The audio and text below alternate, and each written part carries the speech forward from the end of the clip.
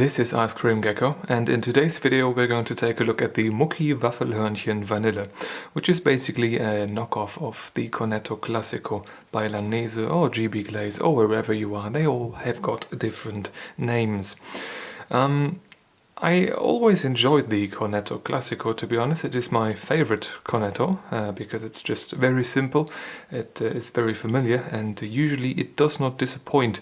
And for the most part we have, as children, because we were poor, only have been buying by Aldi products, and usually they only had their own brands.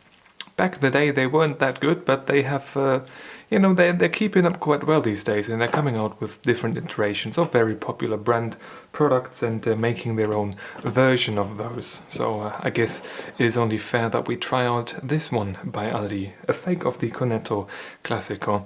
Let's take a look at the nutrition table real quick and a look at the ingredients list real quick. So we've got our Cornetto cones, which is sprayed with a cocoa containing fats, glasur, icing. The inside of the cone has got a layer of chocolate fat icing on it, and then we've got the bourbon vanilla ice cream with also that very same icing, and we've got some hazelnut croquant, 2% of that sprinkled on top. I would spare you with all of that stuff. It is probably not very interesting, and when you're German you can just pause the video and see how that is. Let's open this up. And there's only one thing inside of there. Yeah, open it up on the side. I took out the other ones because I don't want them to melt while sitting on my desk. Let's act like we are resealing this. Place it to the side right here. Now it's opened up, and we can finally take a look at the ice cream cone itself. Now there aren't that many reviews of these more classic products. Most people who do ice cream reviews seem to just focus on Ben & Jerry's and Häagen-Dazs and everything, and there isn't as much of the classic Langnese or, well, the hard brand company products out there. So I guess I'm going to dig into that and do them instead and add some variety to the mix, I guess. So from the top it looks pretty good. It doesn't actually look too different from the actual Cornetto, although the actual Cornetto has got these streaks right here.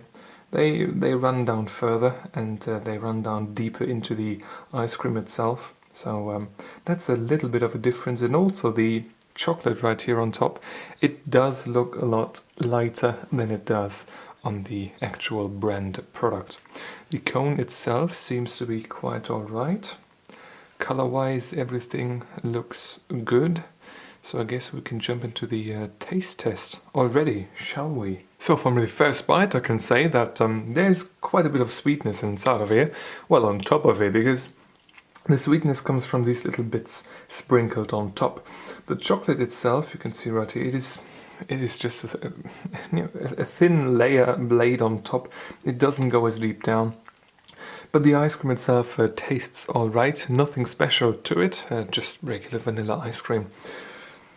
So to be honest, the great thing about the Cornetto is when you bite into it that these chocolate rivers that emerge from the very center and make their way to the outmost corner of the very top of the ice cream cone.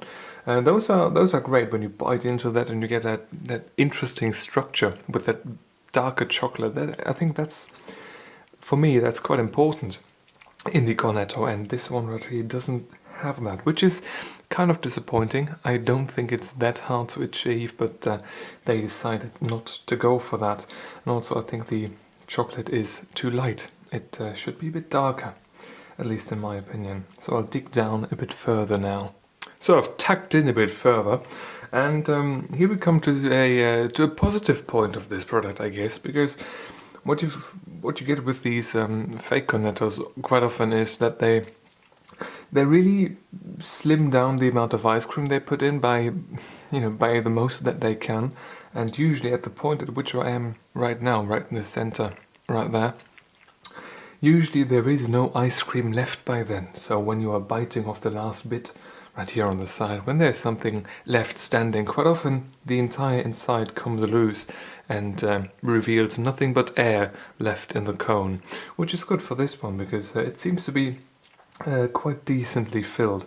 Also something on the very bottom right here, where the chocolate icing on the inside is.